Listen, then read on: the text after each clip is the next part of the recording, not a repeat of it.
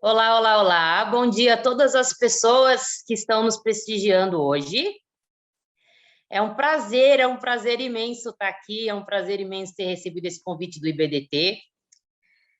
Eu quero começar agradecendo a uma galera super especial, que é quem está por trás desse evento, que eu conheço o nome é o Eric, eu vi que é o Léo, quem está organizando a parte técnica aqui antes da gente entrar.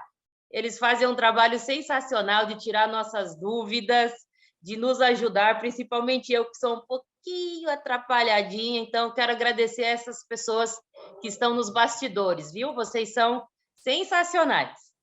E aí, para ser sem delongas, como diz, eu já vou começar apresentando os nossos super palestrantes de hoje. Vou começar pela Catherine Ann Brown, espero que eu esteja pronunciando corretamente, qualquer coisa depois me corrija, por gentileza. Ela é professora de tributação, comércio e planejamento empresarial na Faculdade de Direito de Calgary, no Canadá.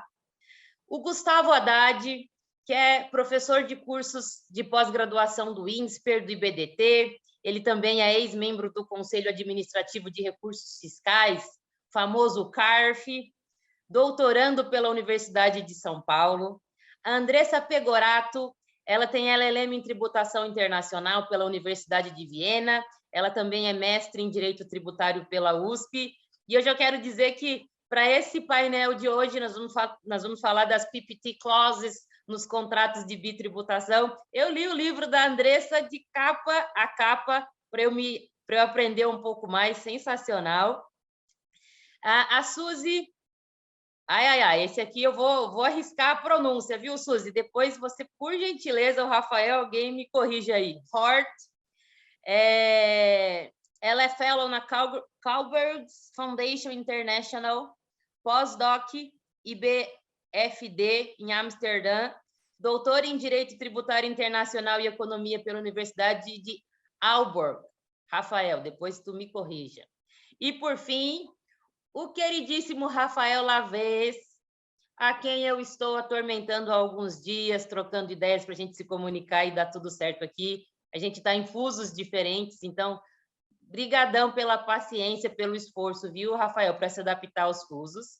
Ele aqui é o nosso moderador, ele é doutorando e mestre em Direito Tributário pela USP, pela Universidade de São Paulo, especialista em Direito Tributário Internacional pelo Instituto Brasileiro de Direito Tributário e também é professor de cursos de pós-graduação no IBDT, na FIPECAF, no IBMEC e assim por diante. E aí já passo a palavra para você, Rafael. Bom, primeiramente agradeço imensamente o convite, a organização, professor Luiz Flávio Neto, professor Rodrigo Maito, professor Luiz Eduardo Schweire, realmente um belíssimo trabalho. E agradeço também a professora Verônica pela introdução aqui do nosso painel e também pelas gentis palavras a respeito da organização nos últimos dias. Bom, como antecipado, o nosso objetivo nesse painel é tratar das cláusulas que versam sobre o teste do principal propósito dos acordos de bitributação. Fazendo uma breve introdução de como nós e os apresentadores planejamos o painel, eu diria que dividiremos em duas partes o painel. A primeira parte focará especificamente em alguns aspectos relacionados ao ônus da prova, ou talvez possamos dizer o ônus argumentativo ou de persuasão, já que muitas vezes nós estaríamos falando de prova de fatos, mas enfim, determinados argumentos, a quem caberia trazer certos argumentos ou demonstrar certos fatos em se tratando da aplicação da regra do teste do principal propósito. Nessa primeira parte, começaremos com a professora Suzy, que nos trará uma perspectiva europeia. Então, essa questão do ônus da prova, não só com relação aos acordos de bitributação, mas outros temas próprios do direito europeu têm sido objeto de várias decisões e de recentes desenvolvimentos. Então, começaremos com essa introdução europeia e, imediatamente, a professora Andressa traz o tema para a realidade brasileira, analisando especificamente a cláusula PPT, enfim.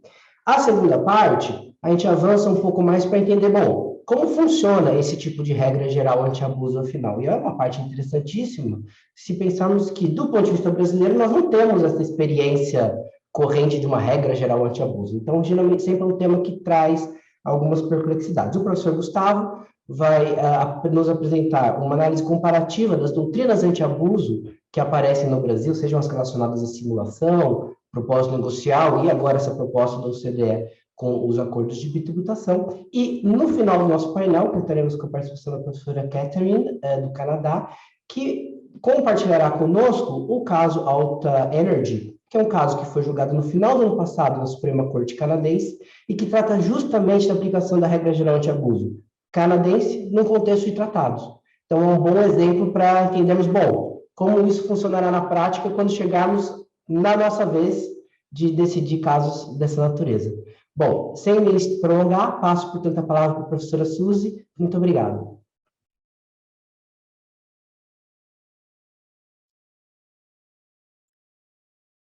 Muito obrigada, Rafael. Eu vou compartilhar minha apresentação. Muito obrigada pela introdução e por ter aqui. Como o Rafael falou, isso será a ótica europeia. E eu vou tentar manter simples e daí poderemos abordar as questões técnicos no final.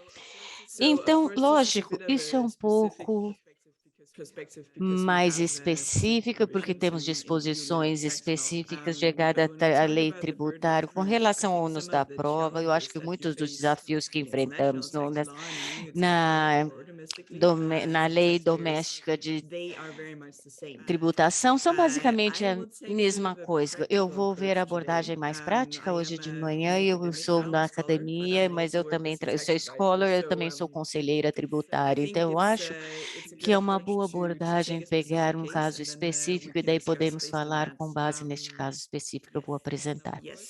E, lógico, sintam-se à vontade para fazer o máximo ou quantas perguntas desejarem para o debate mais tarde.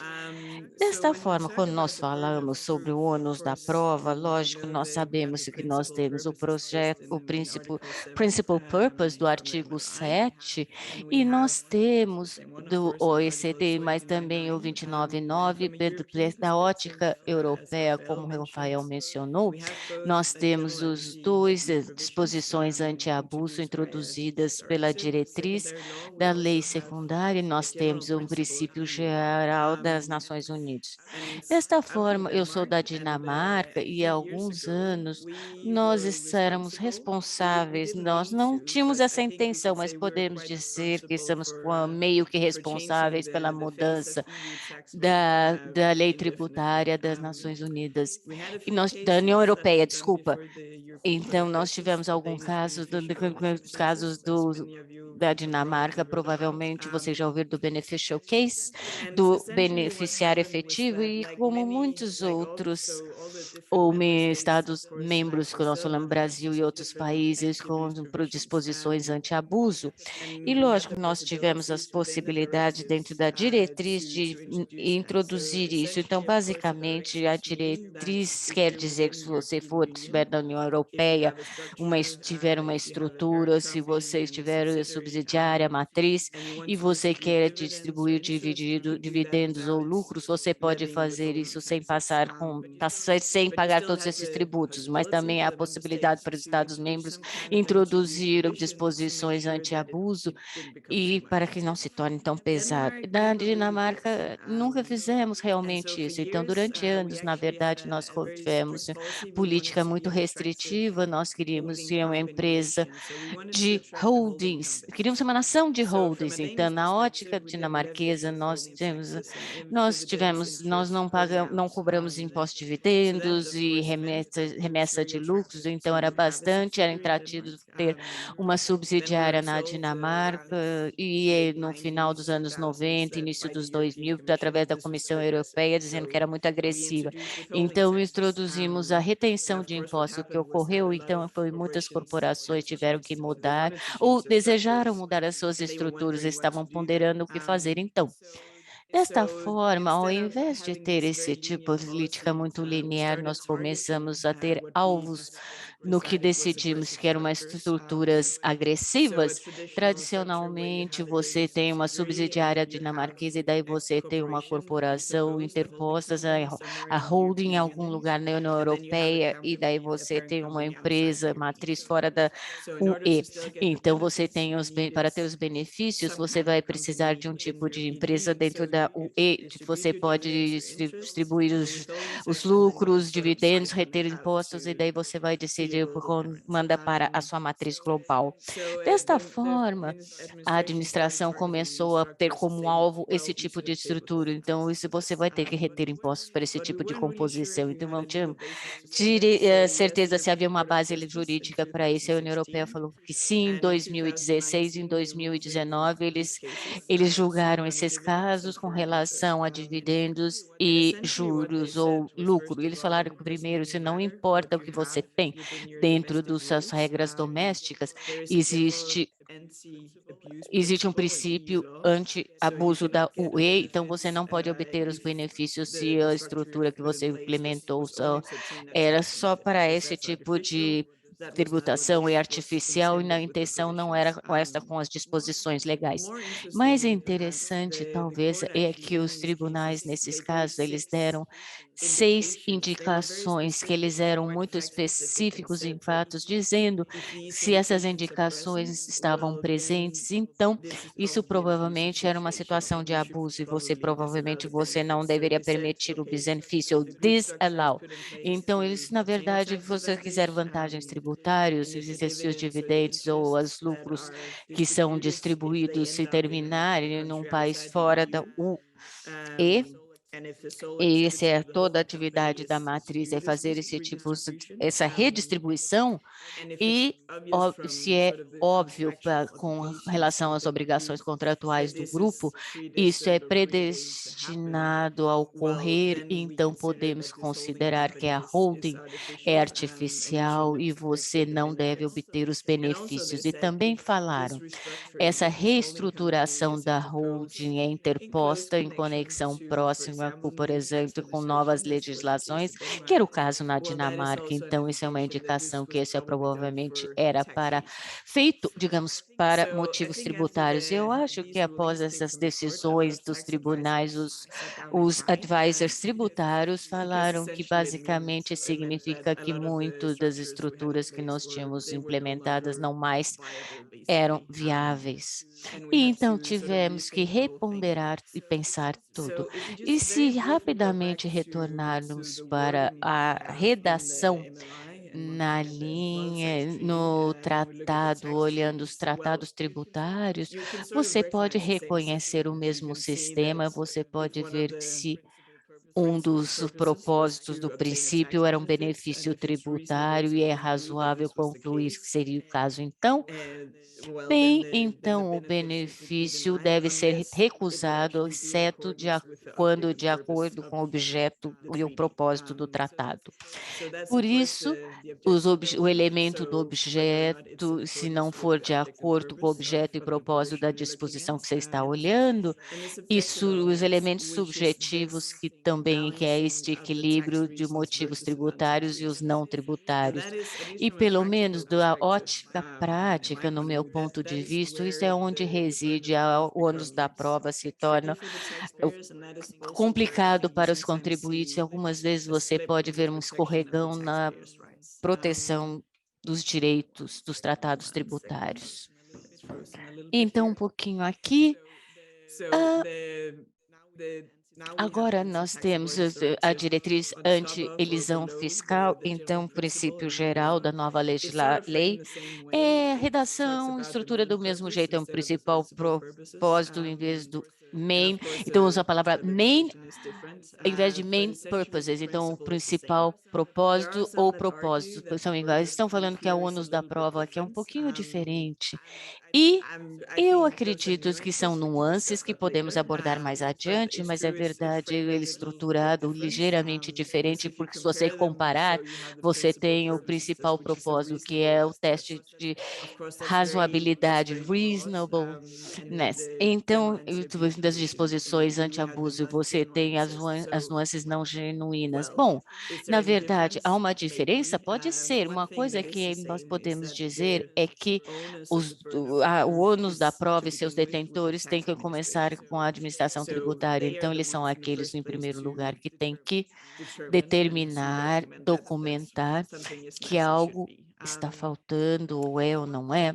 Uma coisa, entretanto, quando nós, como mencionei com relação com os casos do beneficiário efetivo dinamarquês, do ponto de vista prático e o ponto de vista de ônus da prova, o que quer dizer é que conselheiros tributários e afins, quando nós falamos sobre tributos, quando nós fazemos reestruturação, bem, tendemos a olhar só aos tributos. E se estivermos fazendo um relatório de fusão e aquisição, e basicamente você tem que fazer o slide tick, você faz todos os passos, enumera todos os passos adotados, dando os motivos tributários listados.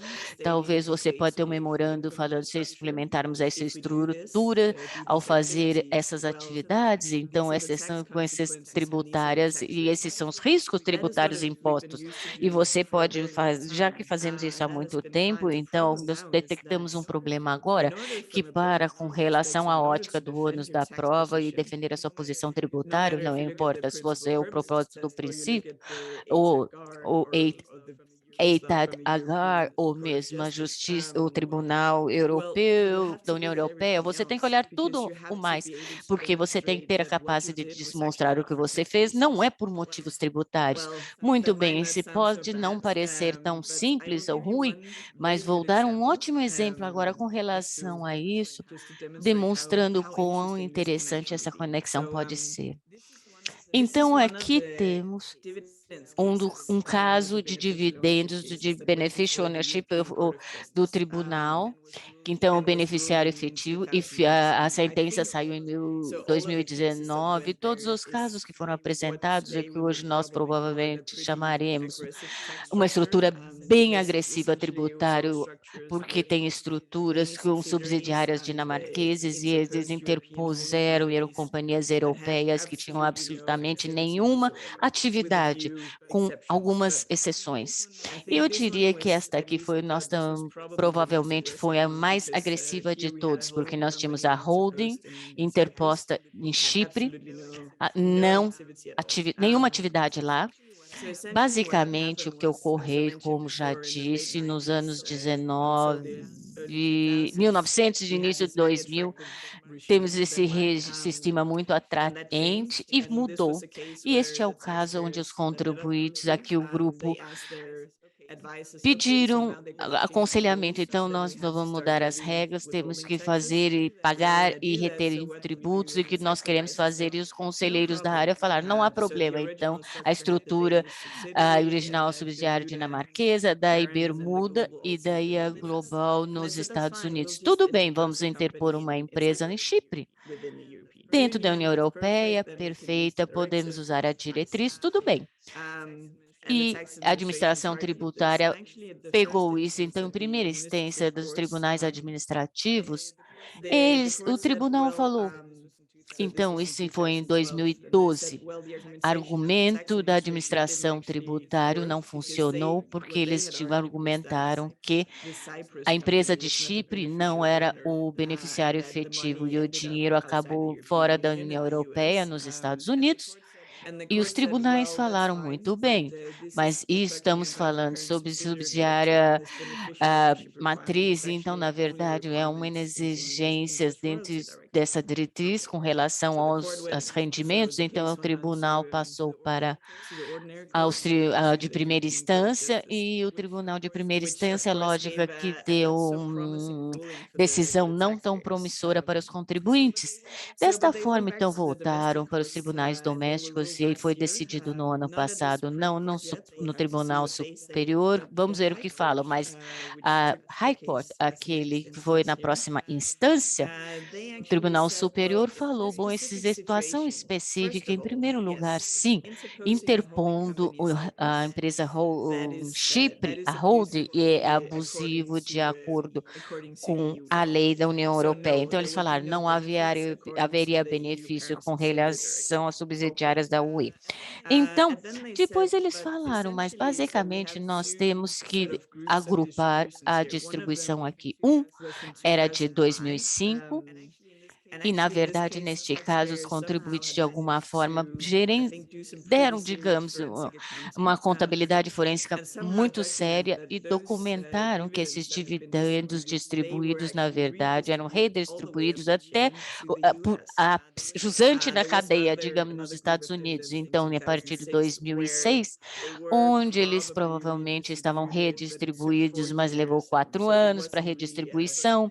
Então, meio que uma cadeia direta para parente nos Estados Unidos. Mas, neste caso, os tribunais, bem, novamente olhando a ônus da prova, eles falaram, bem, muito bem, você tem uma situação de abuso na União Europeia, mas você tem o Tratado de Bitributação contra a Dinamarca e os Estados Unidos. E quando você olhar isso, e também os comentários da OCDE de 2003, você simplesmente tem uma redistribuição de dividendos até o que é claramente o beneficiário ou beneficiário efetivo. E neste caso, então, a administração tributária falou, tudo bem, é verdade, mas eles têm o interposto, a empresa holding na União Europeia, e segundo a lei da União Europeia é abusivo, então eles não devem obter os benefícios do Tratado de Bitributação com os Estados Unidos.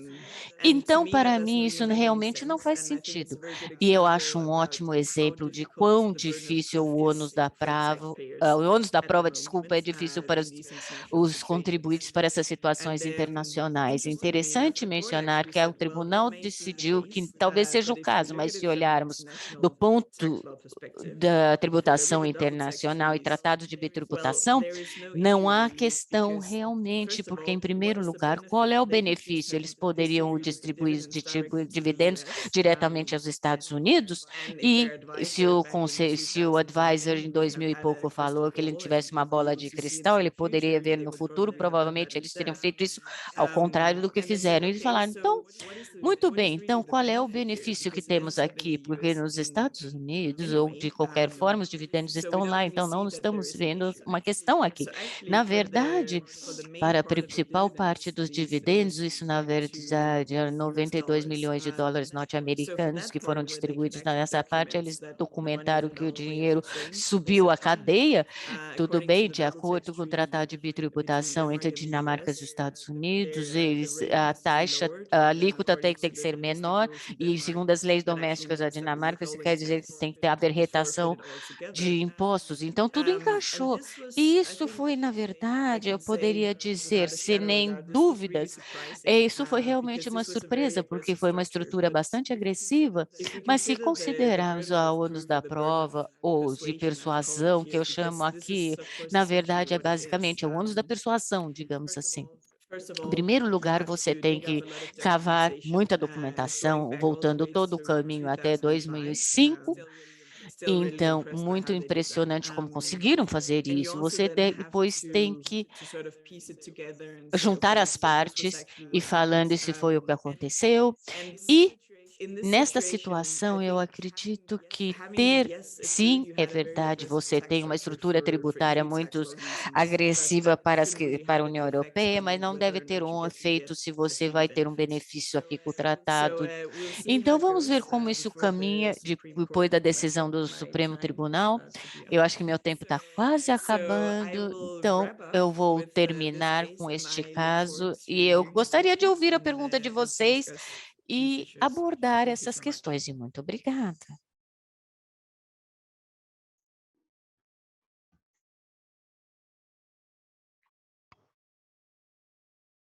Bom, muito obrigado, professora Suzy, por esse panorama europeu sobre o tema do ônus da prova e do ônus de persuasão no contexto da aplicação de regras anti-abuso e princípios anti-abuso. Então, passo a palavra para a professora Andressa para nos trazer aqui um pouco de volta ao Brasil e entender, afinal, como que essas novas regras, esse novo tipo de regramento em matéria de abuso pode ser bem aplicado considerando o nosso sistema.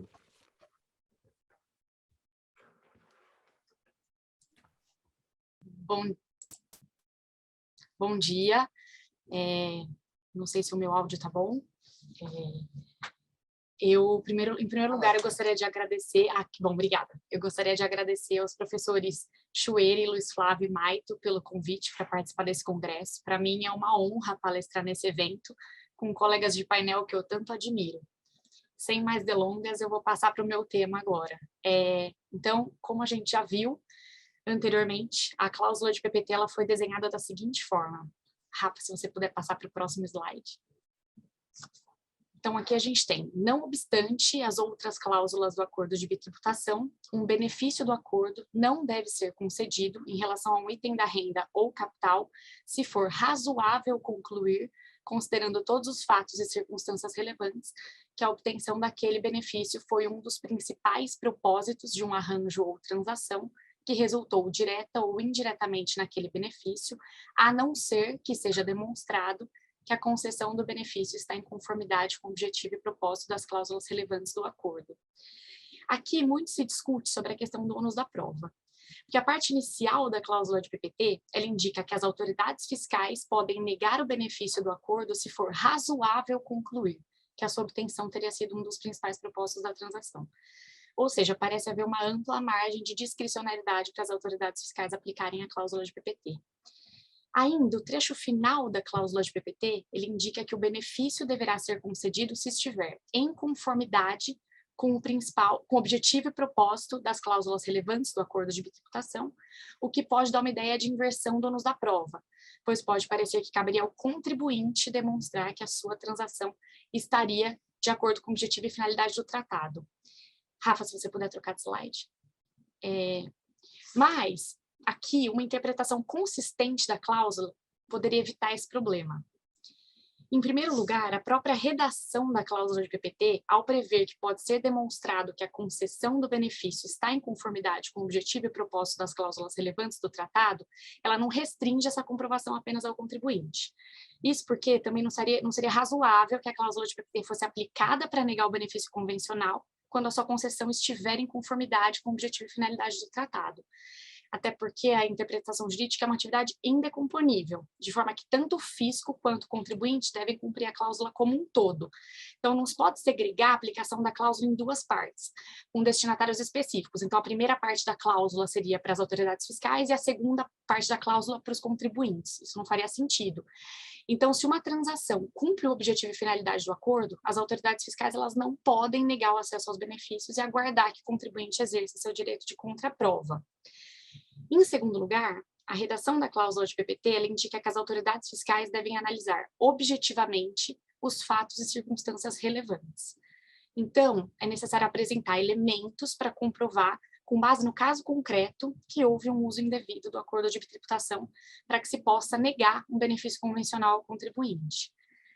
Na minha visão, essa interpretação é a mais consistente com o princípio da segurança jurídica encontrado no direito constitucional dos estados, como, por exemplo, o Brasil, porque as autoridades fiscais devem apresentar prova clara e convincente para a aplicação da cláusula de PPT, justamente por se tratar de uma situação em que se nega a aplicação de um direito, que é um benefício, otorgado ao contribuinte pelo acordo de bitributação.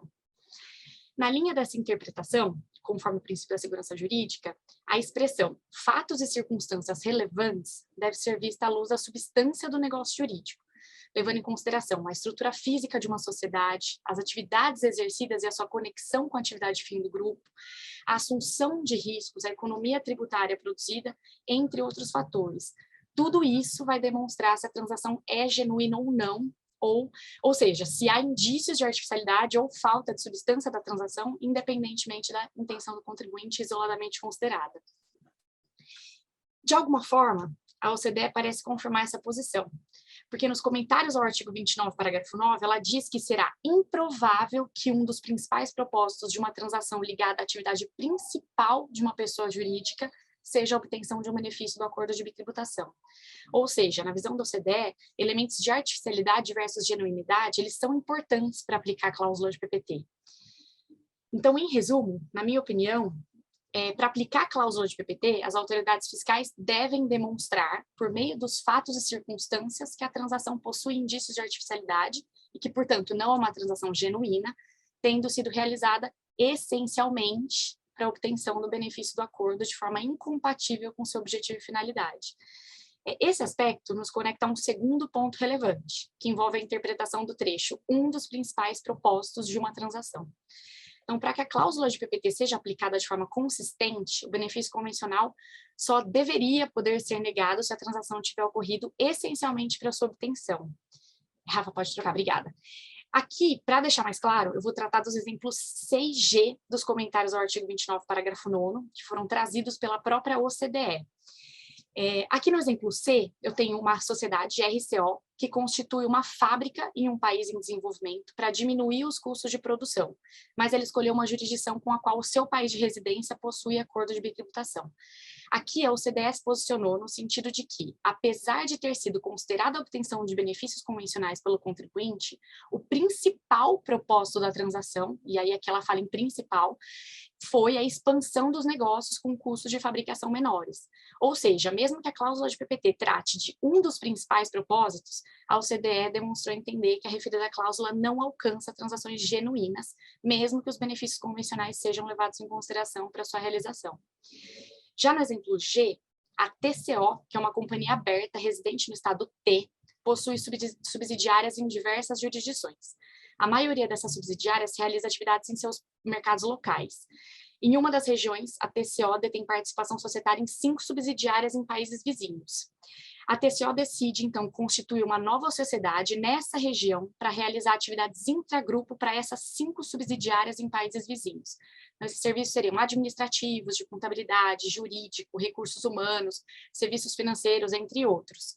E aí, após analisar as opções de países para essa nova sociedade, a TCO escolheu o estado R por vários fatores. Então, força de trabalho, sistema legal confiável, ambiente amigável para negócios, estabilidade política, e também, e aí a OCDE deixa claro isso, também considerou o fato de que o estado R possui acordo de bitributação com os 5 estados em que estão localizadas essas subsidiárias. Então, para a OCDE, assumindo que a nova sociedade exercerá funções econômicas substanciais com ativos reais e assumindo os riscos, não seria razoável negar os benefícios dos acordos de bitributação com base na cláusula de PPT. Pode trocar, Rafa, por favor. Então, isso mostra que a cláusula de PPT exige uma análise objetiva dos fatos e circunstâncias relevantes pelas autoridades fiscais, né?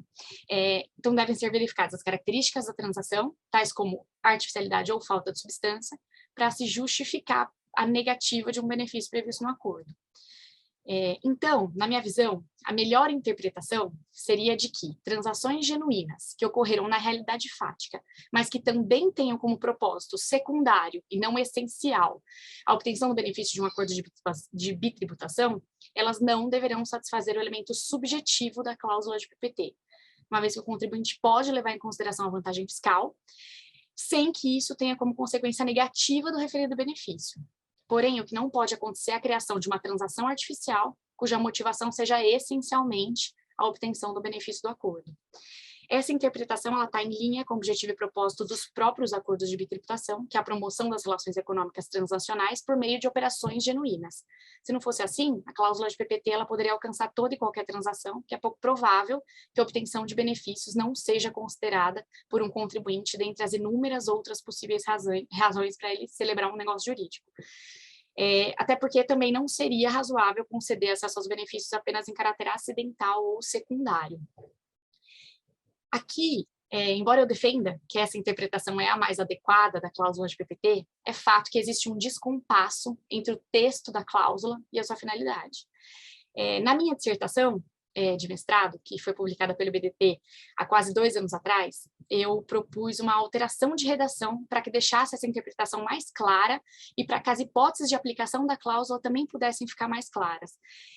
Então, eu propus a seguinte redação.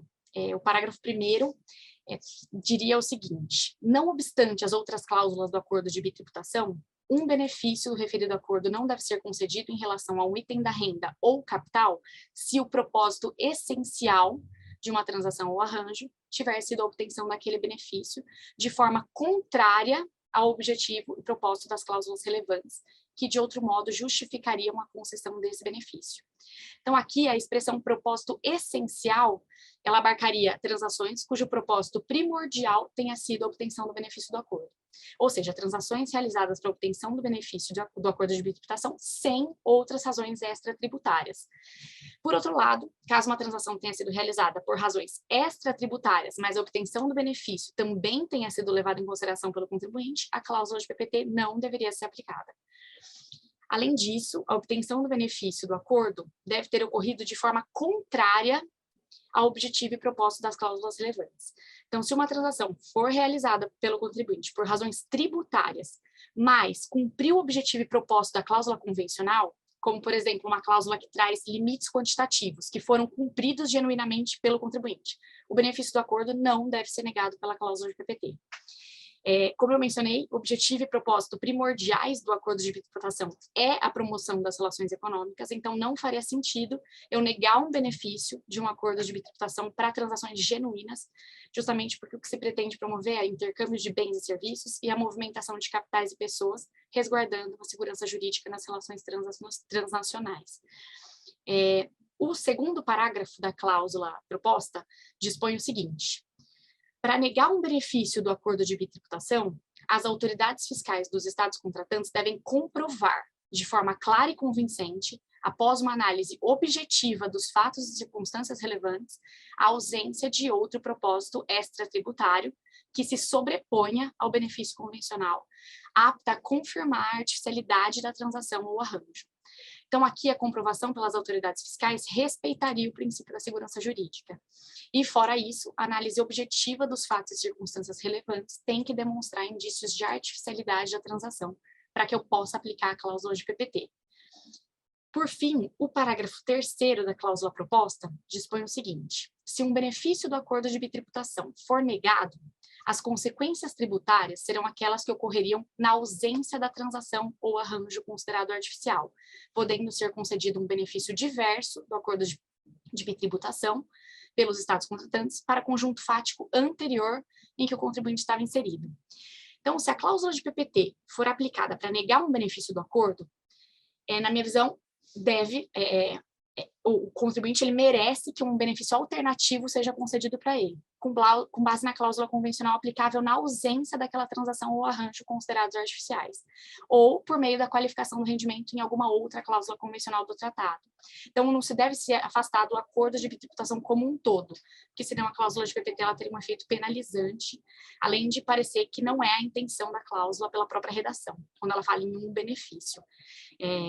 Eu não vou comentar em detalhes a questão da cláusula da livre discricionário, né, que está hoje como um comentário, o artigo 29, parágrafo 9º, e também isso vai ser tratado na próxima apresentação. Eu também não vou falar da questão da requalificação dos fatos por gar doméstica, a necessidade ou não de requalificar fatos, mas eu acredito que em várias hipóteses seja possível conceder um benefício alternativo, com base no contexto fático anterior do contribuinte, ou ainda pela qualificação do rendimento em outra cláusula distributiva, o que pode decorrer das próprias disposições e definições do tratado. Por fim, se houver divergências entre os estados contratantes a respeito da aplicação da cláusula de PPT e também do benefício alternativo, eu acho que o procedimento amigável seria a solução viável para resolver a controvérsia, e daí a importância, inclusive, de aprimoramento dos meios de soluções de controvérsia entre os estados, seja por meio da revisão por pares, ou seja mediante arbitragem compulsória. Esses eram os meus comentários. Eu agradeço novamente pelo convite para participar desse evento. Obrigada.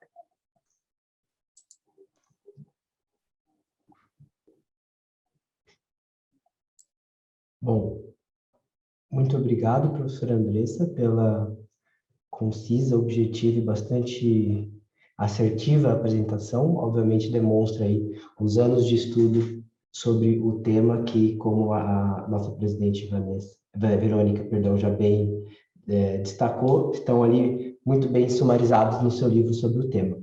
Então, passo agora a palavra para o professor Gustavo para trazer essa comparação entre o que nós já temos aqui no nosso sistema em matéria de doutrinas anti-abuso e medidas do gênero, com o que vem sendo introduzido nos acordos de bitributação no contexto da regra do principal propósito. Bom dia. Acho que vocês estão me escutando bem? Ótimo.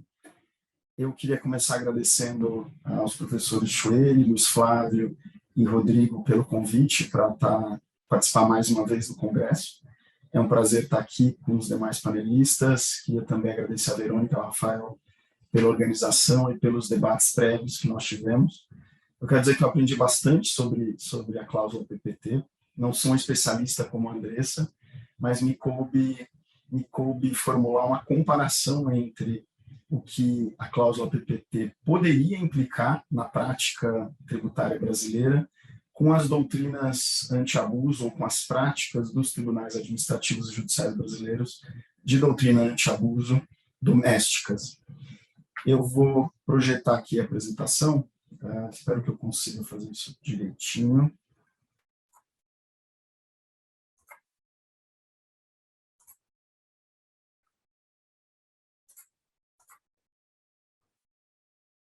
Estão vendo, né?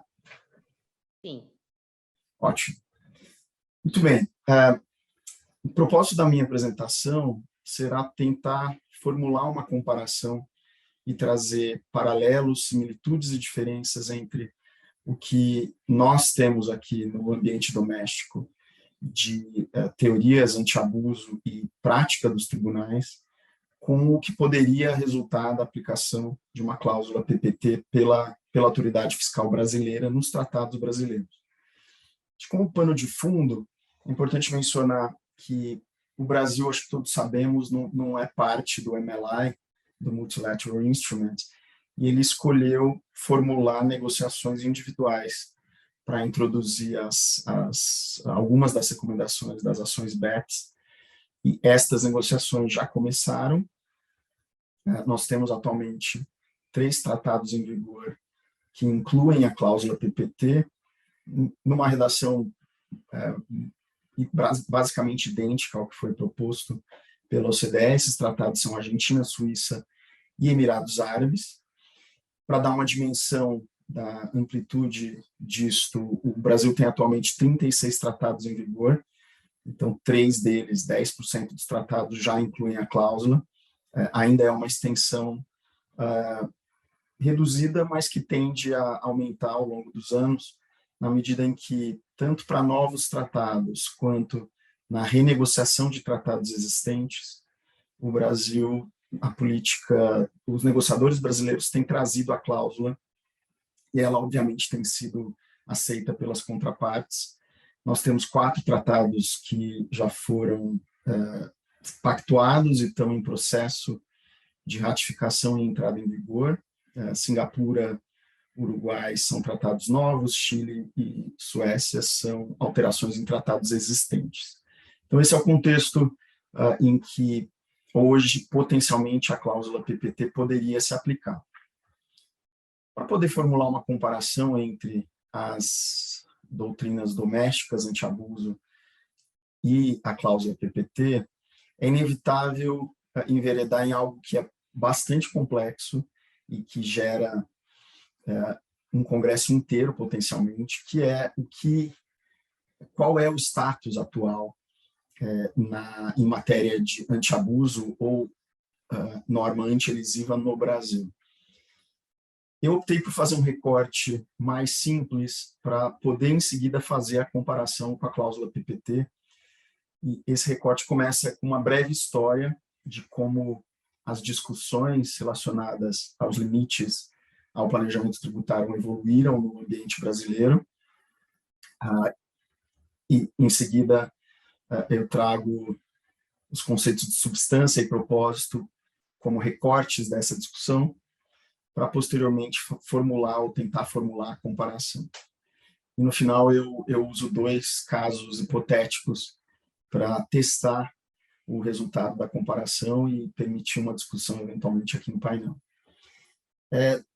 Quando se examina a história brasileira do debate acerca dos limites ao planejamento tributário, nota-se que, quando se vai olhar a jurisprudência, especialmente administrativa, das décadas de 80 e 90 e comecinho dos anos 2000, nós tínhamos uma ênfase muito forte em considerar que o limite ao planejamento era a simulação, cuja tradução em inglês é difícil, sham simulation são as expressões mais usadas, mas, em particular, uma visão formalista de simulação era a visão que prevalecia, especialmente nos tribunais administrativos. Essa visão formalista, em essência, levava em consideração se, do ponto de vista formal, os atos praticados pelo contribuinte eram permitidos pelo ordenamento. Não havia uma preocupação em examinar a consistência da forma com a substância e aquilo que o contribuinte efetivamente assumia ao escolher aquela forma jurídica que trazia uma economia tributária. O exemplo mais clássico, e todos aqui conhecem, é o famoso case separa, quando duas pessoas, alguém queria vender algo para um potencial comprador, em vez de promover uma venda, essas duas partes se associavam e se desassociavam logo após, e isso gerava um benefício fiscal. Daí o apelido de casa separa. Essa estrutura foi considerada legítima ao longo dos anos 90, mas com a evolução da jurisprudência, nós vamos ver que isso mudou radicalmente a partir da década passada, década de 2000, na verdade, nem a década passada, isso continuou na década de 2010 e prevalece até hoje uma visão mais substancial de simulação, que envolve, eu vou falar isso daqui a pouco, o não artificialismo ou a transação genuína, para usar a expressão tão comum da Europa. Nesse entremeio entre a visão formalista e uma visão mais substancial de simulação, houve um desenvolvimento legislativo em 2001, com a Lei Complementar 104, que buscou, ou que objetivou, pelo menos à luz de quem propôs esse diploma legal, teria objetivado introduzir uma norma geral anti-elisiva. Então, o objetivo era ir além de uma norma puramente anti-simulação. A doutrina se debateu anos e até hoje há ainda algum debate. Não vou me alongar nisso, mas, em essência, recentemente, quase 20 anos depois, o Supremo Tribunal Federal veio a considerar constitucional essa regra, o voto da ministra Carmen Lúcia, mas também trouxe algumas diretrizes acerca do potencial conteúdo dessa regra. O voto da ministra Carmen Lúcia expressamente rejeita a ideia de que essa seria uma norma anti-elisiva, e parece caminhar no sentido de que a Lei Complementar 104 teria trazido uma regulação para a vedação ao abuso, e seria essencialmente uma norma anti-simulação. O Supremo Tribunal Federal não adentrou, e nem poderia ser o caso, nos critérios para se separar o ilícito do ilícito, e é aí que mora, como se diz, é aí que mora o perigo, é aí que o debate, a meu ver, deveria se concentrar, nos critérios para separar o que seria o lícito não simulado do ilícito simulado. Isso vai caber e continuar cabendo à jurisprudência dos casos concretos, mas o Supremo também disse que essa norma veiculada pela Lei Complementar 104 depende de regulamentação por lei ordinária. Então, o que nós temos hoje, em essência, aplicado pelos tribunais, é esta visão de simulação que eu chamo de substancial. Vou falar um pouquinho adiante o que seria a substância, mas também há, de algum modo assistemático, se verifica nos precedentes dos tribunais administrativos e judiciais referências a outros conceitos além da simulação. O conceito de abuso de direito, de fraude à lei civil, que estão no Código Civil, por vezes são utilizados com uma extensão ampla, e nesses precedentes ou nessas decisões, às vezes aparece também a teoria do propósito negocial, que não é legislada no Brasil, ela é construção jurisprudencial, mas ainda é uma construção jurisprudencial não firme. Às vezes ela aparece como relevante, às vezes não. Eu busco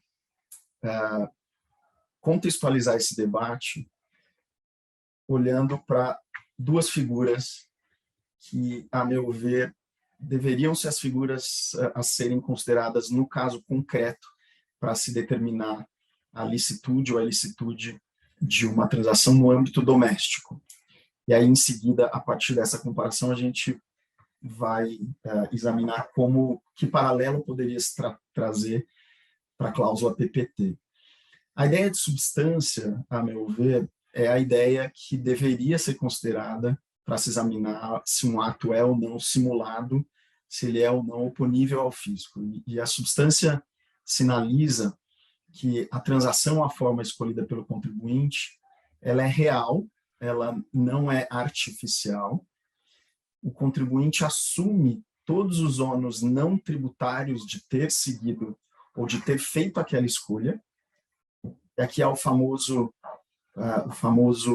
efeito neutralizador. Por vezes, o contribuinte escolhe um determinado caminho, mas algumas das consequências não tributárias daquele caminho, ainda que ele tenha escolhido apenas pela economia tributária, algumas das consequências não tributárias não são desejáveis. E aí o contribuinte busca neutralizar aqueles outros efeitos.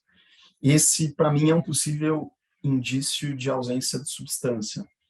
Se um determinado caminho foi escolhido, ainda que ele tenha sido escolhido e motivado pela economia tributária, ele deve ser vivido em todos os seus aspectos pelo contribuinte. Um exemplo simples para a audiência entender, concretizar o que eu posso estar expressando.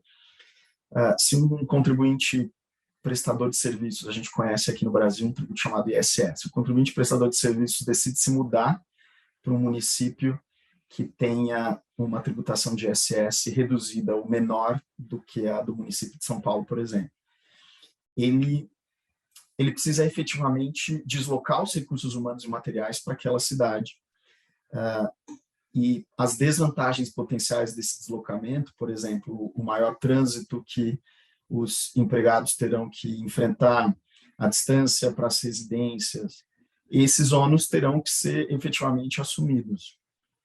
Não é possível mudar para um outro município para pagar menos ISS, mas manter a estrutura humana e material relevante para a prestação de serviço na cidade original, no município original. Nessa ideia de substância, que é uma ideia de coerência da forma com o que é efetivamente realizado, não neutralização e assunção de todos os ônus da escolha feita, o propósito negocial ele pode ser ele pode ajudar a reforçar a existência da substância. Ele é um indício adicional, mas ele não é uma exigência. Ele não é essencial para que a substância esteja presente.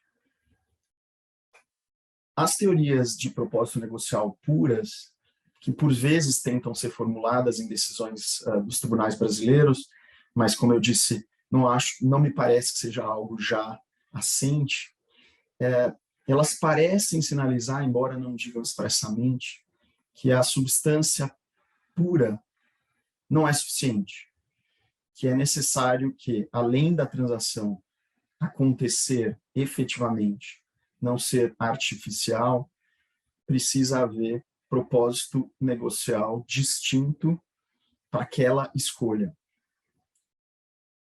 No absurdo, né, no exemplo que eu dei de alguém que se muda para outro município para recolher menos ISS, se aquela mudança tivesse sido motivada apenas pela redução tributária, por exemplo, se os outros custos no outro município forem maiores, mas, no geral, o contribuinte tiver feito a conta e percebido que a economia do tributo municipal, chamado ISS, é maior do que os custos adicionais.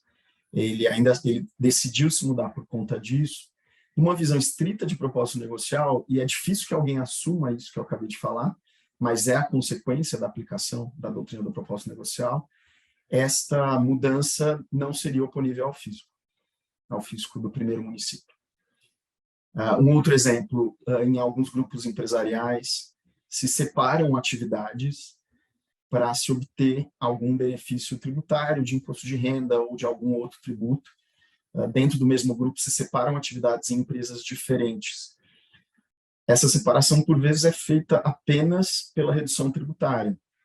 Ela é genuína, ela é real, as duas empresas operam de modo separado, com independência operacional, mas o único propósito teria sido a economia tributária. A pergunta que fica é, esta separação, numa teoria de propósito negocial pura, não seria oponível ao fisco, mas eu acho difícil que, aqui no Brasil, um tribunal brasileiro afastasse a legitimidade dessa operação se ela for real e legítima, e genuína, e não for artificial. Me parece que, na minha visão, o que nós temos hoje é uma exigência de substância, numa visão de simulação bem distante da que nós tínhamos na década de 90, mas sem exigência de propósito negocial para a legitimidade do planejamento tributário. Ele pode ser um indício, ele pode ser um elemento, mas ele não deve ser um elemento que seja único e decisivo. Passando com esse pano de fundo, a gente pode tentar formular uma comparação entre o que seria esta simulação ou doutrina anti-abuso, que, a meu ver, é a que é aplicável hoje no direito brasileiro, com a cláusula PPT. Essa é a primeira comparação que eu vou apresentar. E, em seguida, uma comparação do que seria uma teoria de propósito negocial puro com a cláusula PPT, tentando responder a seguinte pergunta, de modo ainda incipiente, obviamente, se a cláusula PPT seria a consagração da teoria do propósito negocial na aplicação de tratados, sob uma ótica, obviamente, brasileira. Pois bem, simulação versus PPT. Eu busquei identificar 4. Verônica, talvez eu avance um pouquinho no meu tempo, tá? Mas você me avisa se eu estiver muito extrapolando demais. Simulação versus PPT. Escopo da simulação, já expliquei, falta de substância, artificialismo. Escopo da cláusula PPT, principal propósito do arranjo ou da transação é se beneficiar de uma redução ou de um tratamento mais benéfico advindo do tratado. Escopos bem diferentes. Relevância para a análise do objetivo e propósito da norma ou do dispositivo legal aplicável. Na simulação, há um impacto indireto quando se verifica se a forma escolhida é consistente com a norma jurídica construída a partir dos dispositivos que dão um tratamento tributário mais benéfico. Então, a ratio, ou a ratio do dispositivo, ela é levada em consideração ao se confrontar a operação em concreto com o dispositivo legal. Na cláusula PPT, esse aspecto é levado em consideração de modo muito mais direto, a partir da exceção que a cláusula PPT traz para o objetivo e o propósito do tratado ou das previsões do tratado que trouxeram o benefício.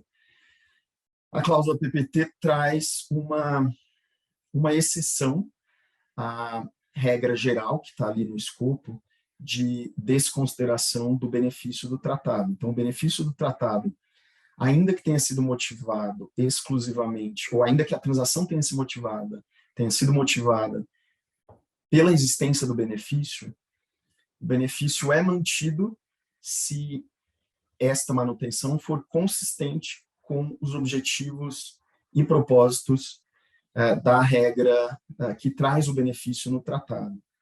E aí, escutando a apresentação da professora Suzy e da Andressa, eu me pergunto se esta exceção, por vezes, eu escutei a expressão genuine artificial, genuíno artificial, se essa exceção na cláusula PPT, por vezes não aproxima a aplicação da cláusula à ideia de substância e de não artificialismo, que é a ideia do domestic simulation ou da cláusula ou da regra anti-abuso aqui no Brasil.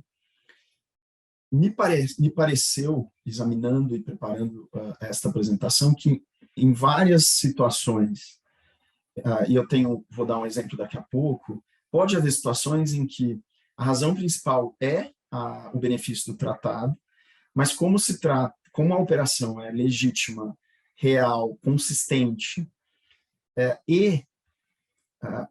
o objetivo do tratado, que é estimular o fluxo de capitais entre os países, é atendido, por vezes a exceção tende a levar a aplicação da cláusula PPT ao que aqui no Brasil nós consideraríamos como testes anti-simulação ou testes da regra que busca evitar a simulação. Acho que é até um ponto interessante para nós debatermos um pouco ao final. E um último ponto aqui, muito rápido, nesta comparação, é se a consistência com o propósito do tratado deve ser com a cláusula específica que traz o benefício do tratado ou com o tratado como um todo, as a whole. Quer dizer, se o objetivo e o propósito que a exceção contempla é o objetivo e o propósito daquela cláusula específica, eu estou na cláusula de royalties, ou o objetivo e o propósito do tratado como um todo, que às vezes se confundem. Eu humildemente diria que acho que é possível considerar ambos na exceção, mas queria depois escutar a professora Suzy e a professora Andressa também. Finalizando aqui a comparação da simulação com o PPT, dois outros elementos que eu trouxe foram curiosos até ao preparar a apresentação.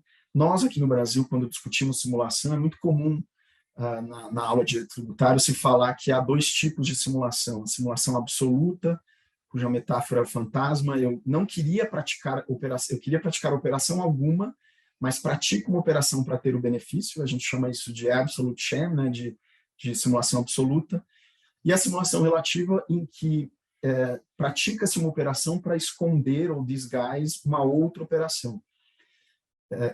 É curioso que na aplicação do tratado, e o livro da Andressa mostra isso, é possível fazer um paralelo com essas situações, porque há situações em que se pratica algo para ter o benefício, mas no fundo não se queria praticar nada, e há outras situações em que se requalificam ou se busca uma requalificação, por exemplo, da renda para sair de uma cláusula distributiva A para uma outra cláusula distributiva que traz um benefício. Então é curioso como talvez tenhamos aí um paralelo entre os tipos de simulação e as possíveis operações que uma cláusula PPT possa abranger. As consequências da aplicação da regra de simulação são bastante assentes aqui na doutrina e na jurisprudência brasileira. Na simulação absoluta, os efeitos da transação praticada são ignorados para fins fiscais. Na simulação relativa, tributa-se o que seria a operação escondida. De uma certa maneira, me parece que no âmbito da aplicação da cláusula PPT, nós também podemos ter uma situação em que o benefício é completamente desconsiderado, e outras em que, e aí entra um ponto que a professora Andressa mencionou, em que se desconsidera um benefício, por exemplo, de uma cláusula que previa uma alíquota, um limite, considerando a perspectiva brasileira de país fonte, né? Uma cláusula que previa um limite de tributação de 15% e outra um limite de 10%. Requalifica-se a transação, o limite de 10% é ignorado, mas não se pode, e aí esta é uma discussão relevante que a doutrina no direito comparado tem feito, quando se desconsidera o benefício, nesse meu exemplo, da alíquota de R-fonte de 10%, se o aplicador, e aí tanto a autoridade fiscal quanto o contribuinte, deveriam deslocar aquela operação, ou requalificar a operação, se ela couber numa outra regra do tratado, que preveja um limite maior, mas não ausência de limite. Isso envolve o discretionary relief. Os tratados do Brasil não têm cláusula de discretionary relief, salvo o tratado com Singapura, mas me parece, e aí quem quiser pode ler o livro da Andressa, que é consequência natural da aplicação do PPT que se tenha que buscar, caso haja uma outra regra no tratado aplicável, esta outra regra. Muito rapidamente, uma teoria de propósito negocial pura, ela seria diferente da cláusula PPT? Acho que uma diferença bastante relevante é que uma teoria de propósito negocial pura não tem a exceção que leva em consideração o propósito e o objetivo do tratado. Me parece que quando a prática brasileira começar a aplicar a cláusula de PPT, não me parece que ela tenha um conteúdo idêntico ao que seria a exigência de propósito negocial independente de substância. Acho que a exceção que a cláusula de PPT traz permite o acesso aos objetivos e propósitos da regra ou do tratado como legitimadores de uma estrutura, ainda que essa estrutura tenha sido motivada apenas pelo benefício do tratado. E aí, para tentar ilustrar um pouco, a discussão pode ser um pouco abstrata e é natural que seja, mas para tentar ilustrar brevemente essa discussão, e eu acho que eu já atingi o meu tempo, eu vou tentar fazer isso em 2 minutos, Verônica. Eu trouxe 2 exemplos aqui para ilustrar o que seria a aplicação dos conceitos de simulação ou propósito negocial puro versus a cláusula PPT sobre a perspectiva brasileira. E os 2 exemplos envolvem o Brasil como na posição de fonte. O Brasil é importador de capital, então é mais comum que nós estejamos na posição de país de fonte, não de país de residência. Primeiro exemplo, bastante simples. Imaginemos que nós temos uma tributação no Brasil muito pesada sobre a importação de serviços. Então, imaginemos que dentro de um determinado grupo econômico, o Brasil importa serviços de um residente no country A, aqui, no país A, que é a parent company. Aplica-se imposto de renda, na ausência de tratado, aplica-se imposto de renda na fonte, 15% ou 25%, dependendo da natureza do serviço. O grupo decide realocar as pessoas que prestam esse serviço para uma outra empresa do grupo, num outro país, com o qual o Brasil tenha tratado e que preveja ou contenha o artigo 7º e não tenha equiparação a royalties, para aplicar a regra distributiva segundo a qual só o país de residência pode tributar esse rendimento de serviços. E para o exemplo ficar claro, vamos considerar que a principal razão para esta mudança é, de fato, o benefício da ausência de imposto de renda na fonte no Brasil. Olhando essa situação sob a ótica da simulação ou da regra anti-abuso brasileira, me parece que se a mudança for real e os recursos humanos e materiais para a prestação de serviço efetivamente se deslocarem para o país B, eu diria que esta estrutura é legítima e não é simulada, segundo a ótica brasileira. Sobre uma ótica de propósito negocial puro, se a única razão para a mudança foi a economia tributária, não foram, por exemplo, outros fatores de redução de custo, talvez sob uma perspectiva de propósito negocial puro, que não me parece seja adotada no Brasil ainda, pelo menos, essa estrutura poderia não ser oponível ao fisco. E sob a ótica da cláusula de PPT, a razão principal para a mudança é o benefício da não sujeição pelo residente no país B ao imposto de renda na fonte no Brasil. Mas, talvez a exceção aqui, a exceção que contida na cláusula PPT, permita sustentar que, como um dos objetivos do tratado é estimular o fluxo de capitais entre os países, esse objetivo é atingido com a mudança da estrutura de prestação de serviços do país A para o país B. E como essa mudança é real e não artificial, ela efetivamente aconteceu, a cláusula PPT não poderia impedir este benefício. Segundo exemplo, eu vou parar por aqui para não tomar o tempo da professora Catherine. O segundo exemplo envolvia uma cláusula de royalty free, a gente pode, eventualmente, se sobrar tempo, discuti-lo ao final. Queria muito agradecer novamente o convite e a presença aqui no painel.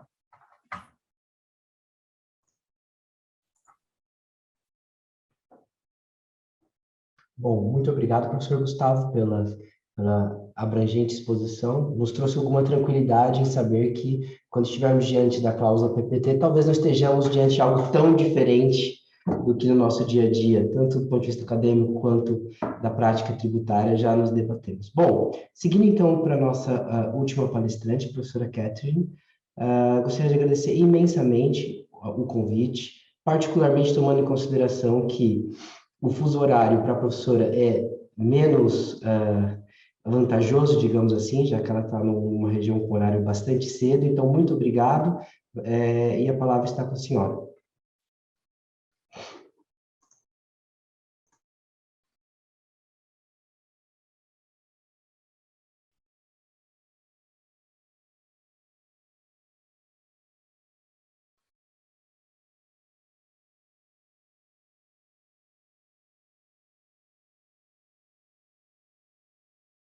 Sorry, Raphael,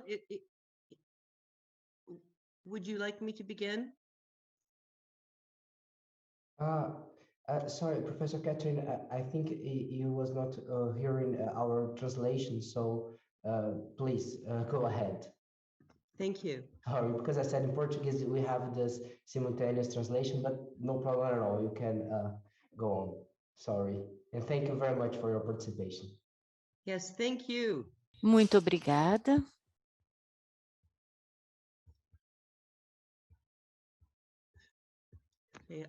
Meu nome é Catherine Brown e muito obrigada novamente por ter me incluído como parte da sua conferência. Eu sinto que eu já estou um pouquinho meio atrasada aqui. Eu gostaria de falar com vocês sobre uma decisão que recentemente foi adotada e pelo Tribunal Superior do Canadá, que é Alta Energy, a empresa, e o motivo deste caso ser de interesse é que foi a primeira vez que um tribunal canadense abraçou o objeto, espírito e o propósito da disposição e a intenção, então, é focar e como esse texto foi aplicado no contexto da Alberta Energy. Isto porque o mesmo teste de objeto e propósito aqui é contido no PPT.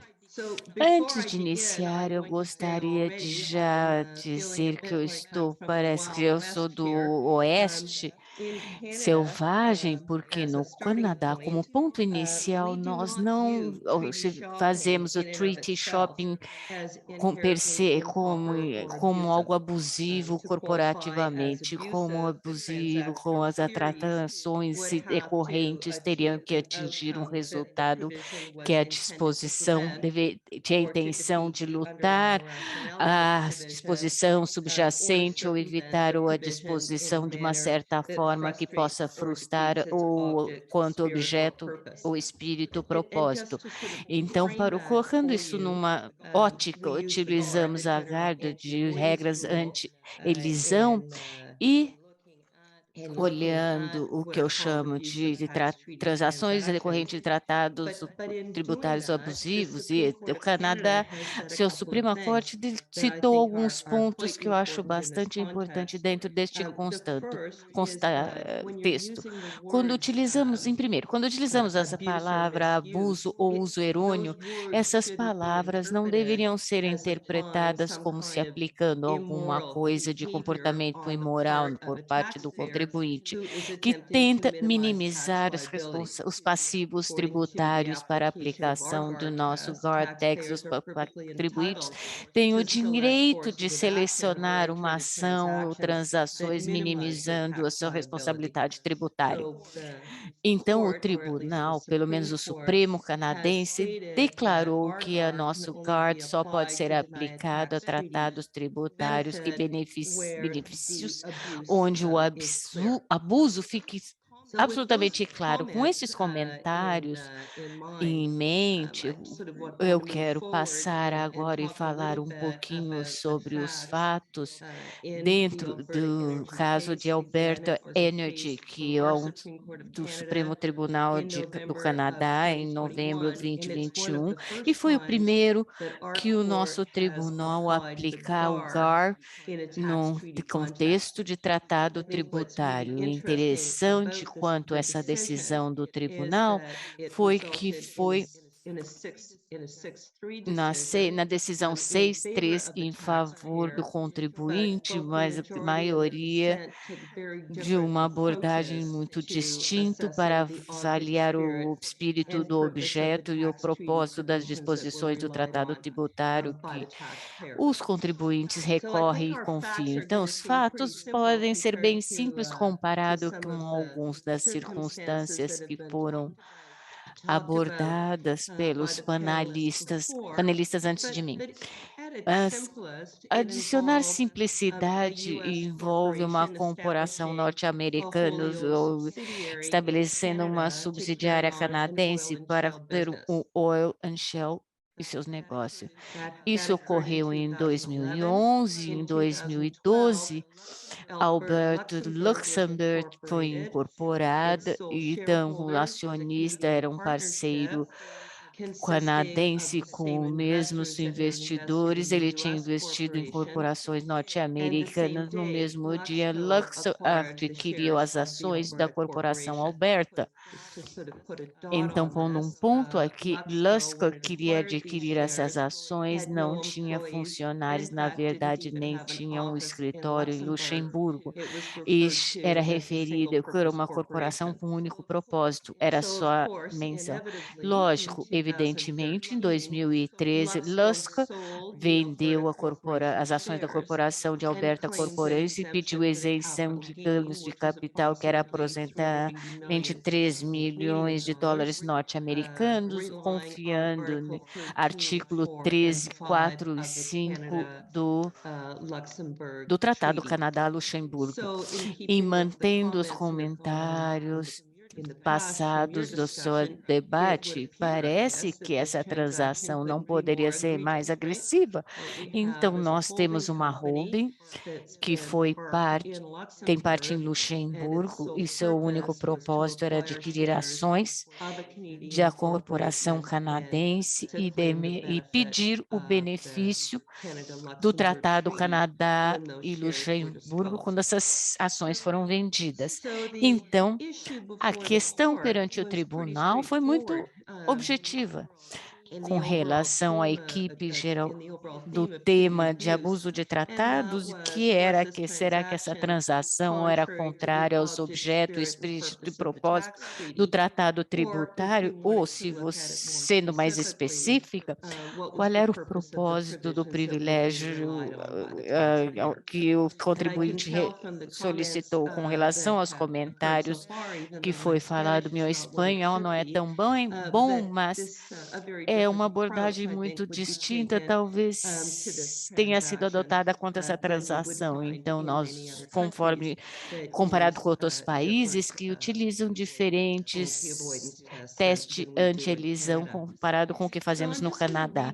Eu vou ler agora um comentário de abertura da grande parte da decisão. E eu acho que é um sentido de onde a decisão, o rumo que tomou com relação para onde o tribunal foi. O tribunal falou que o principal previsibilidade, certeza e justiça são os fundamentos da lei tributária. O GART tem o seu limite legislativo na certeza tributária ou abusando de transações de revisão tributária, incluindo onde os contribuintes buscam contribuir benefícios tributários que não era a intenção dos estados contratantes. A intenção vai por trás das disposições tributárias sobre as quais demanda-se o benefício tributário, determinando o objeto, espírito e propósito. No contexto do tratado bilateral, há dois estados soberanos, que a estação é soberana, a análise robusta deve ser levada em conta. A análise robusta tem que ser considerada de forma a dar um efeito corporativo ao tratado tributário, conforme um instrumento cuidadosamente negociado. Então, o que temos a partir do nosso Supremo Tribunal é a ideia de que precisamos olhar os princípios, previsibilidade, certeza e justiça, e o que precisamos focar é na intenção da barganha entre as partes envolvidas. Então, se olharmos este foco do tribunal em encontrar o propósito, eu acho que não se deve surpreender com as conclusões que a maioria atingiu. E então, para dar-lhes um resumo breve, o tribunal em Alberta Energy, no caso Alberta Energy, focou no que eles notaram como a intenção das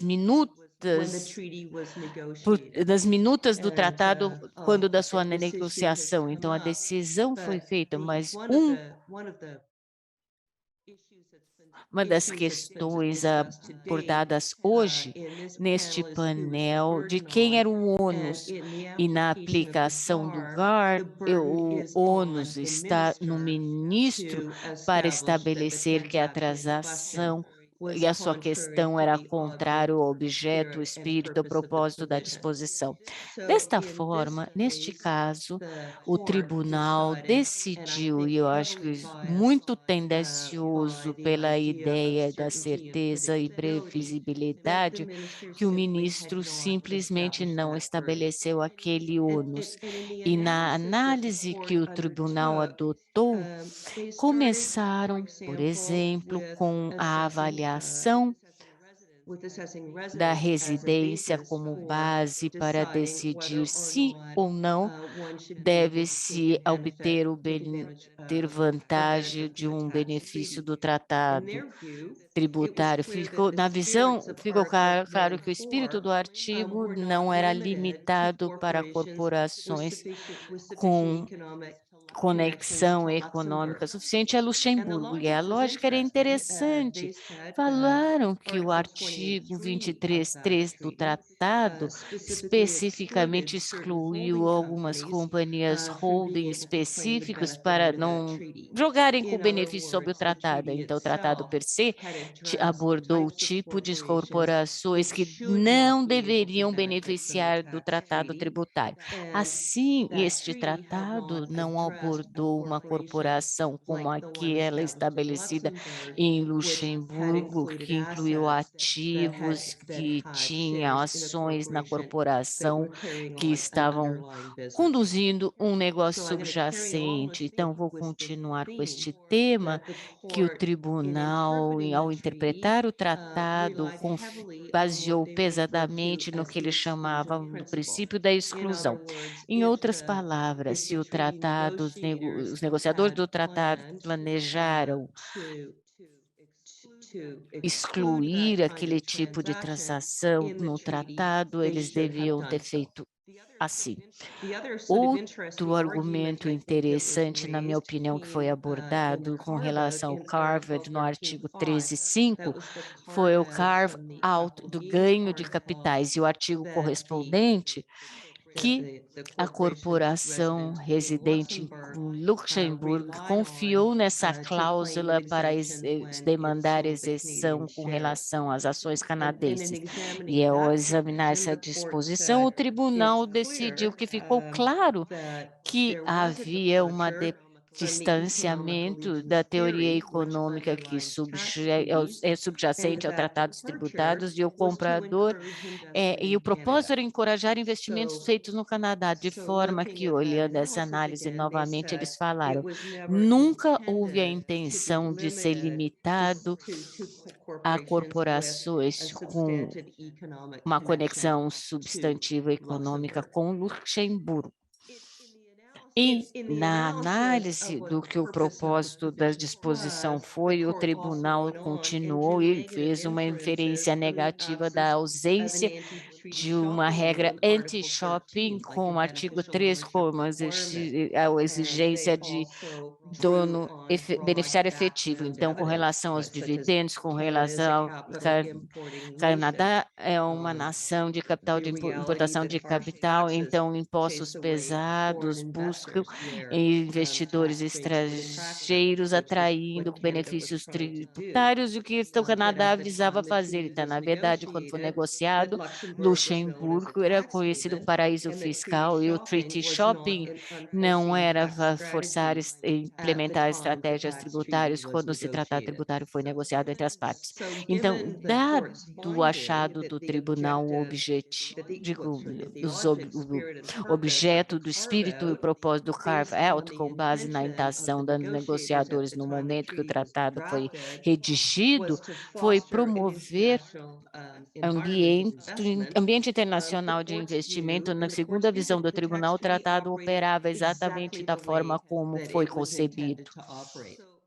Assim, se você der um passo para trás, eu posso ver pelos panelistas que a abordagem do Tribunal Superior Canadense é uma certa surpresa, e talvez eu vou dizer que o passo da abordagem adotada em outras jurisdições. Eu acho que um dos desafios interessantes é que quando nós vamos falar ou aplicar a PPT, então, na análise final, se você quiser adicionar a abordagem do Supremo Tribunal, eu diria que este é aquele que unifica o contexto e o propósito tributário, não é um de propósito em termos de objetivos da maior política desconectados da sua tarefa original.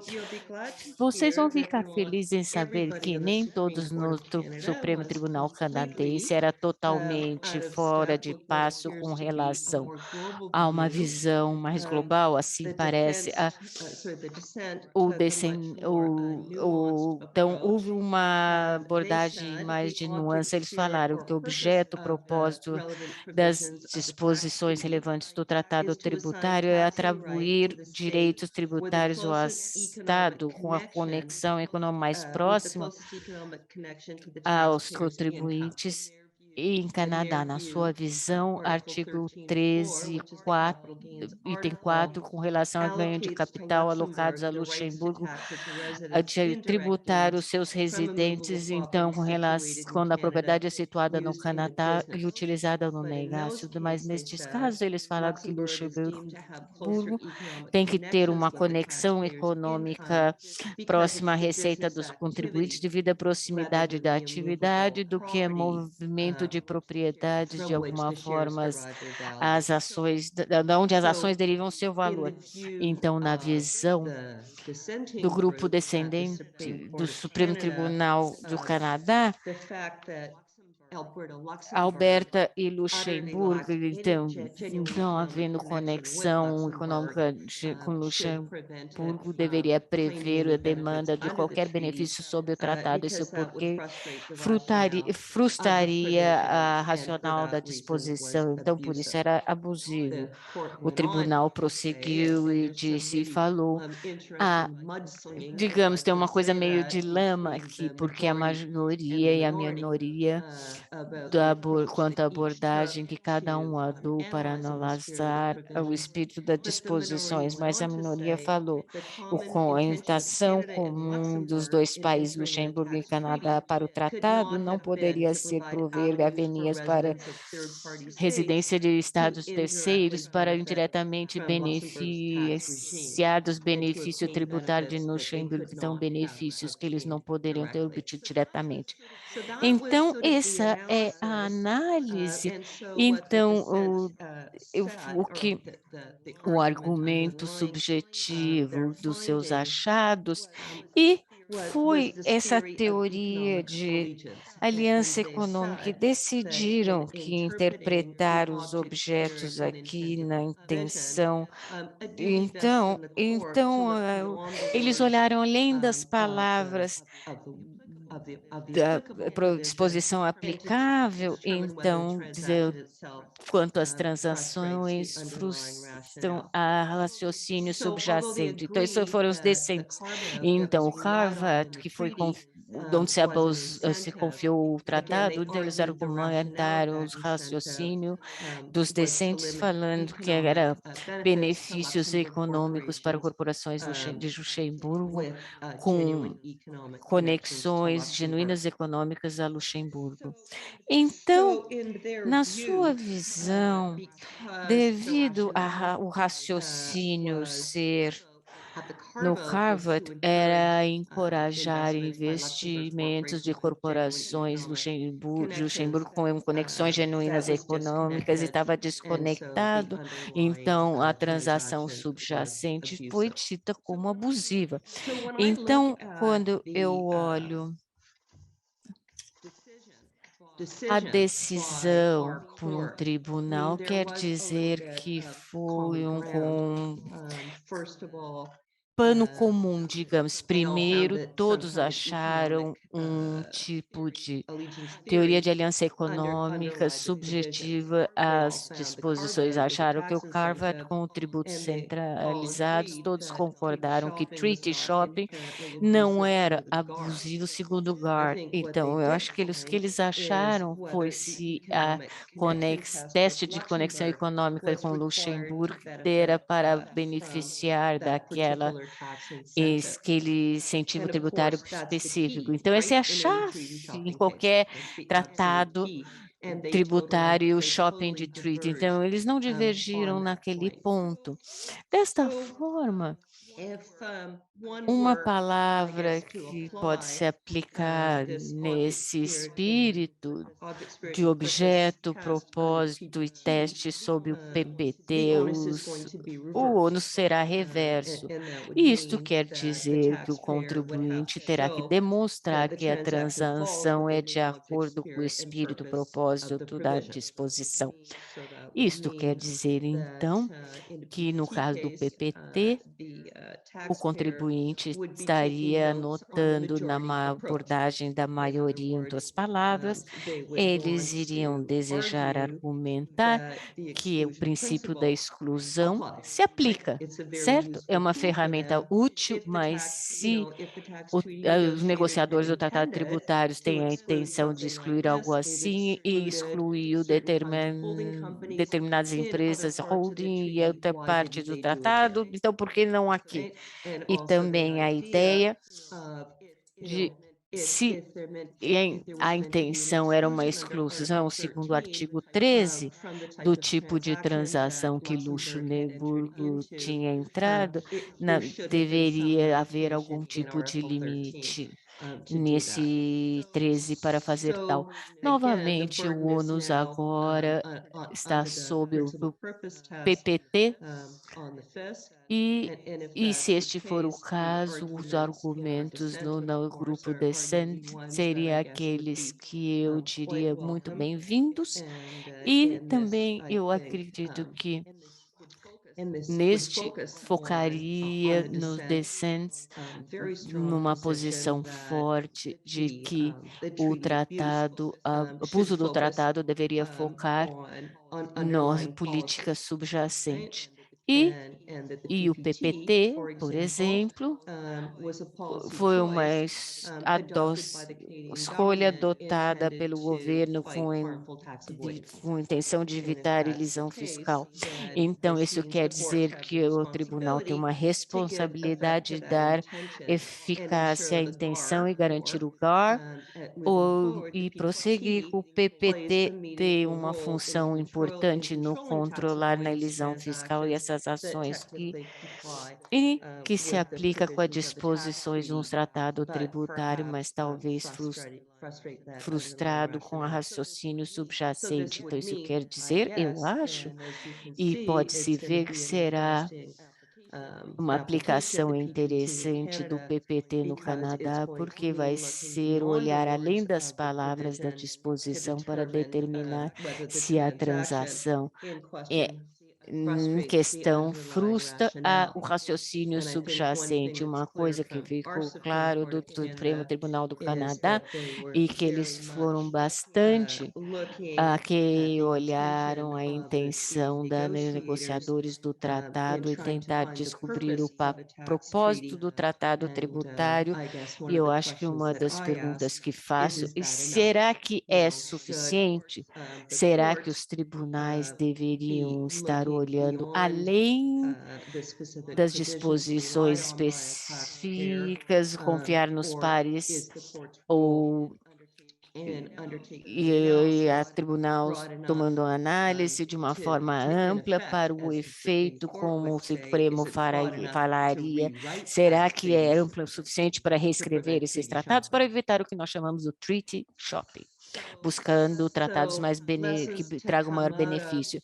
Então, esse Alberta Energy, no contexto do PPT, não sei, passei um tempo pensando a respeito e, ao final, eu suponho que a lição que se obtém com isto, na minha opinião, é como se equilibra princípios, previsibilidade, certeza e justiça contra o que seria entendido como impedir as transações de elisão fiscal, tax avoidance. Eu acho que é uma coisa que cada país terá que equilibrar a um determinado nível ao aplicar o PPT e prosseguindo com isso.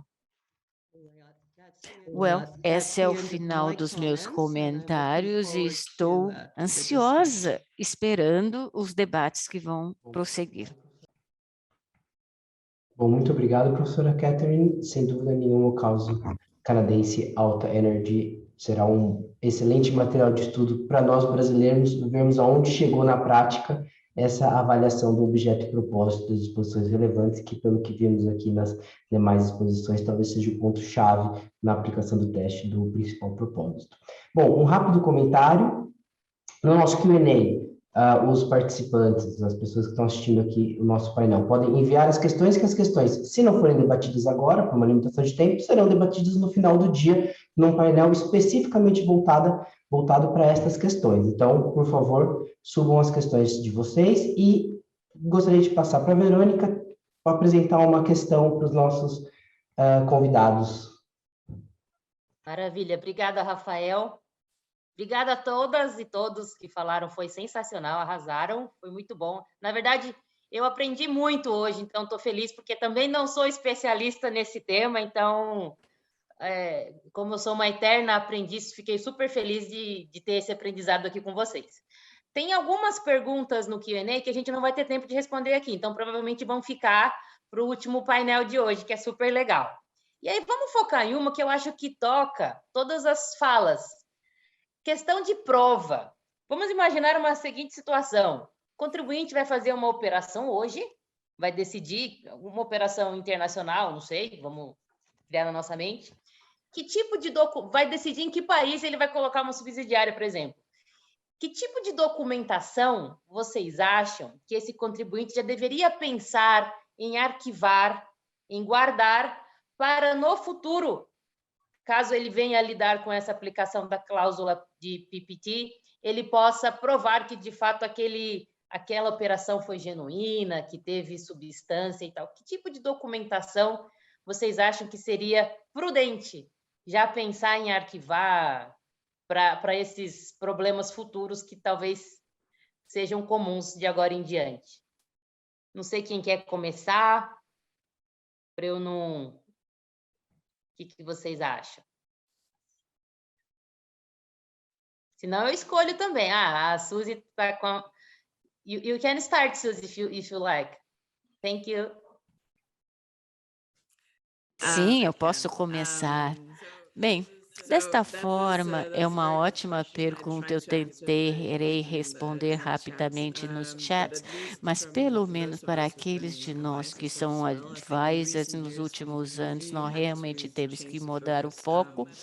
Então, não importa se ficar circulando quanto à ótica europeia ou nacional, essa mudança em direção a tudo quanto à tributação, na minha opinião, para defender a sua posição tributária, é substancial e também há link com outras áreas e, surpreendentemente, troca de informação e você tem muitas áreas onde você tem que gerar documentos do que você fazia no passado.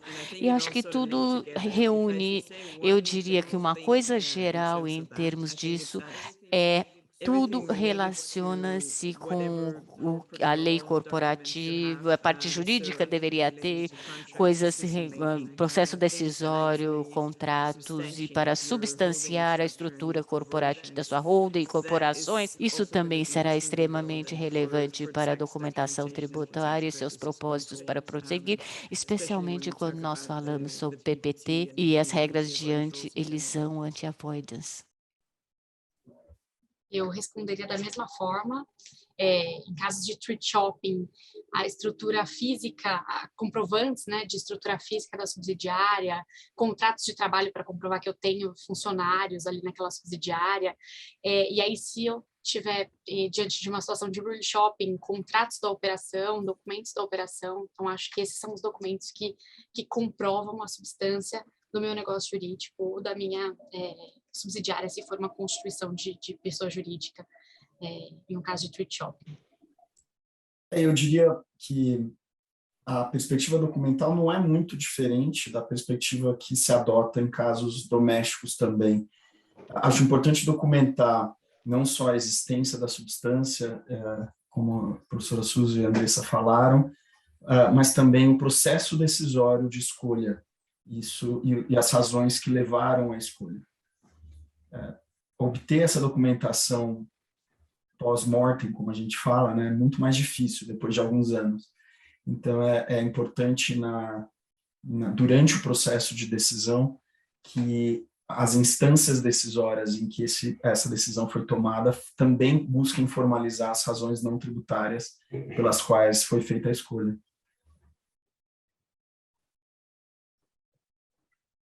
Maravilha, gente. Só um comentário, Verônica, talvez sobre a sua pergunta, na verdade, parece singela na extensão, quais documentos devem ser arquivados, mas, na verdade, é a pergunta a ser respondida nesse ponto.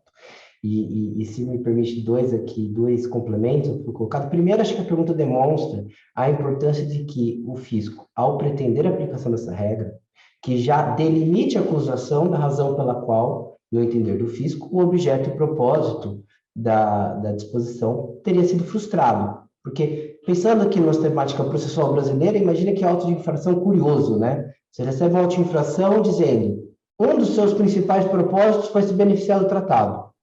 E aí, no curso do procedimento de impugnação desse auto de infração, seja de forma administrativa, forma judicial, o contribuinte começa a elocubrar razões pelas quais o objeto de propósito não teria sido frustrado e, aqui na nossa realidade brasileira, isso é muito claro, a cada argumento que o contribuinte traga de uma razão pela qual o objeto de propósito não teria sido frustrado, certamente haverá um contra-argumento dizendo, não, mas este elemento do objeto de propósito não foi. Então, quando a gente pensa na documentação, a pergunta que vem junto é quanto de substância? Que substância é essa que a gente precisa?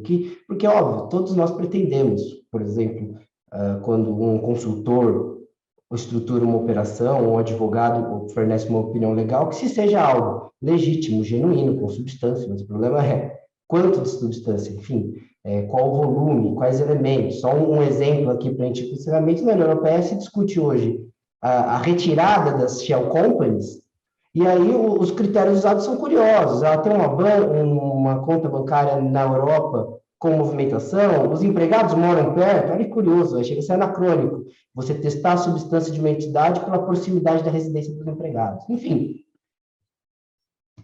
debate absolutamente rico. Estamos chegando no final do nosso horário. Gostaria de agradecer imensamente aos nossos palestrantes, a organização do evento, e passo a palavra, portanto, para a Verônica para realizar o fechamento oficial do painel. Maravilha, gente. Também só tenho a agradecer demais mesmo, de coração.